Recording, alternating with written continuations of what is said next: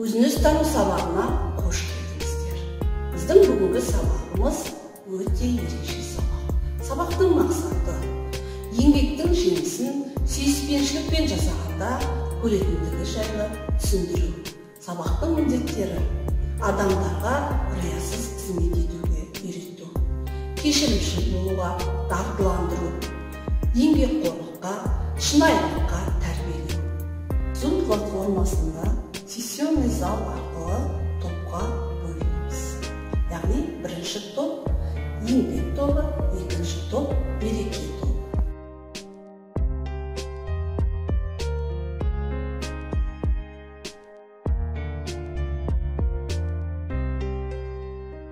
Балалар 5 ережесін айтып шығайық. Тәртіп, талап, тыныштық, тазалық, татулық. Оқушылар 5 ережесін қайталаймыз.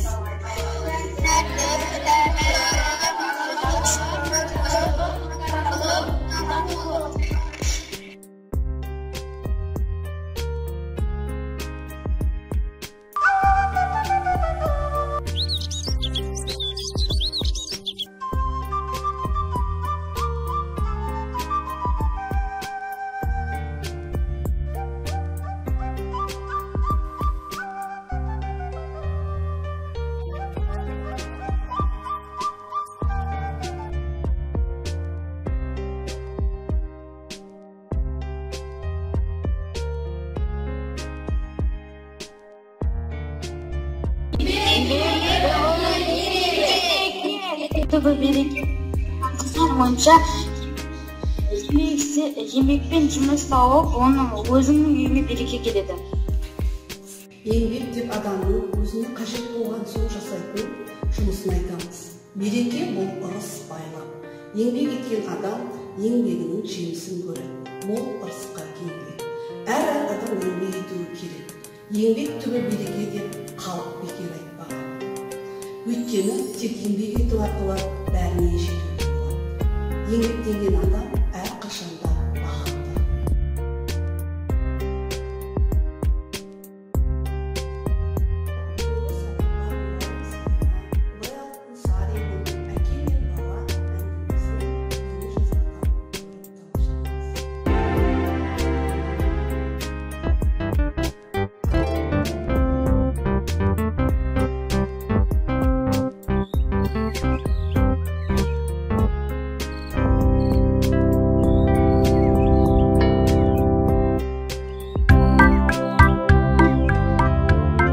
Балам, анау жатқан тағаны ала жүр.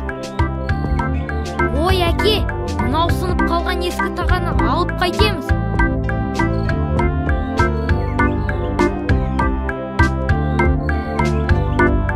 Бейне материалда көрген әке мен бала әңгімесінде әкесі мен баласы жолда нені көрді?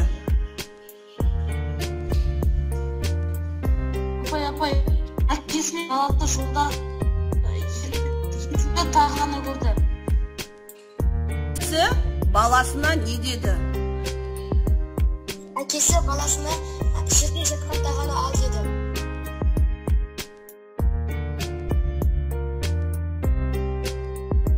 Оқушылар, бізге топтық тапсырмаға, екі топқа екі түрлі тапсырма берілген. Бірінші топқа еңбек туралы өлең жолдарын құрау, екінші топқа суреттер сөйлейді, яғни еңбектер туралы суреттерді сөйлетеміз. Толғанай қорғай ғой.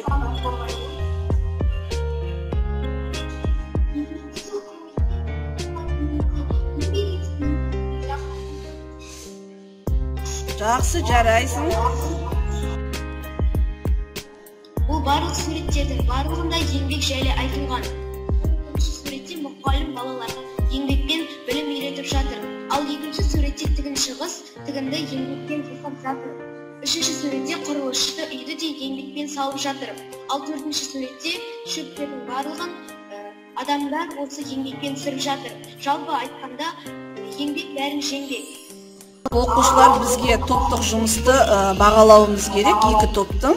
Соның бүгінгі неде екінші топты бір-бірімізді бағалайық. Кім айтады? Назерке айта ғой. Екінші топтың топтық жұмысы ұнады. Олар тақырыпты жақсы аша алды. Еңбек туралы өлеңді жақсы шығарған.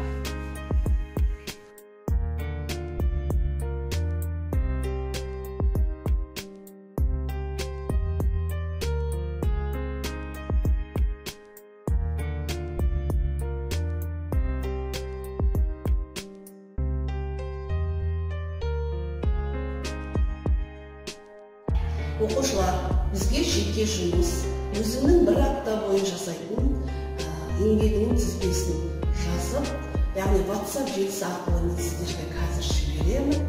Содан кейін жазып болғасын маған кері байланыс арқылы жауаптарыңызды жібересіздер.